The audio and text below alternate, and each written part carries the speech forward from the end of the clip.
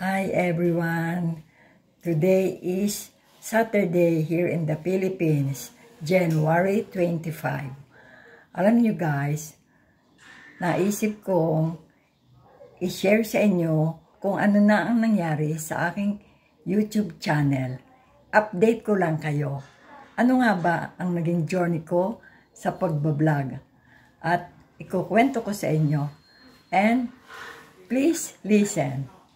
Nagsimula ako ng pagbablog noong mga after 4 years ago na. Diba ang tagal na?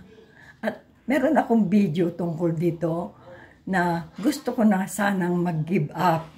Pero itinuloy ko pa din dahil sayang din naman ang aking effort. At alam nyo guys, mahirap talagang maging vlogger. Mahirap mag-isip ng content. Lalo na ang iyong mga content ay hindi interested sa mga viewers. At alam nyo naman ang mga viewers ngayon, ang pinapanood nila ay karamihan ay yung mga big time vlogger, mga artista, at mga taga-abroad.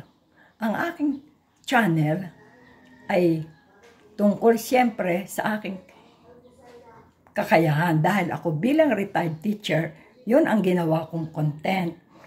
At nung ako'y nagsisimula pa guys, talagang nag-effort ako para ma-achieve ko na maging partner si YouTube. Kinakailangan 1,000 subscriber at 4,000 hours viewers.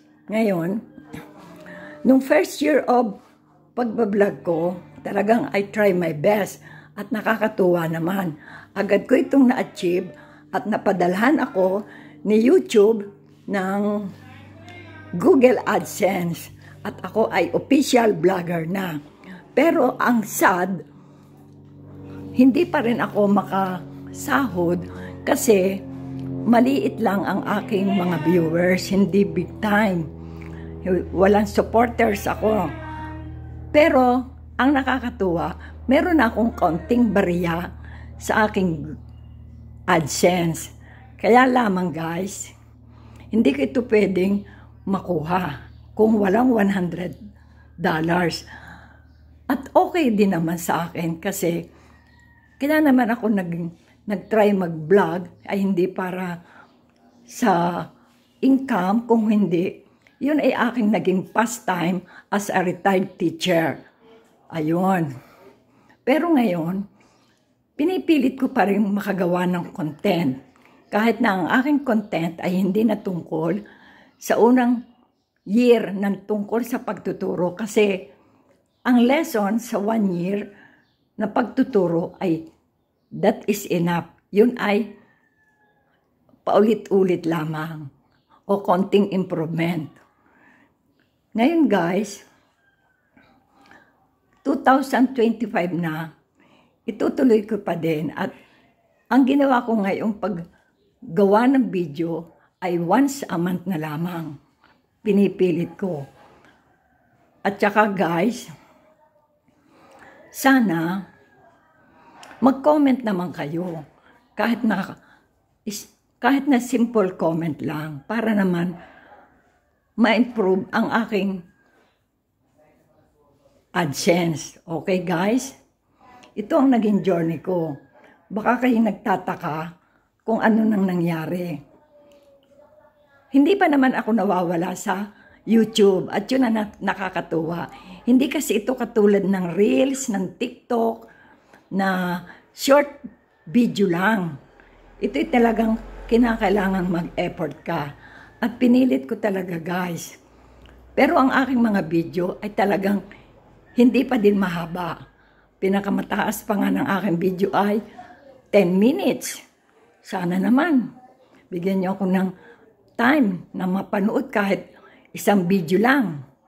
Tulong niyo na sa akin yun at tuwa ko na at my age, 77 years old.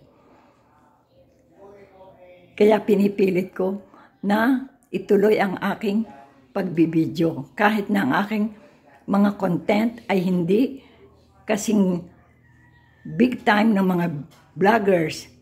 Wala akong maipakita sa inyo na mga bahay na malaki. At saka at may age, hindi na ako masyadong nag-e-effort ng mga gala-gala. Hindi din ako makapag-travel na ngayon. Nung bata pa ako, na hindi pa ako vlogger, ang dami kong narating na mga bansa kasi dati immigrant guys ako. At ang dami kong narating sa state.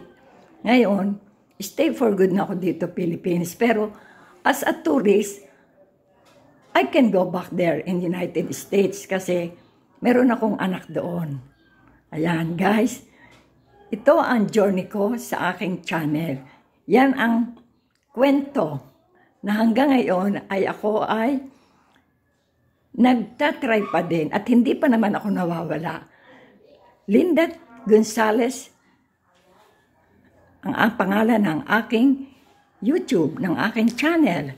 So guys, please kindly support me once in a while. Thank you. God bless.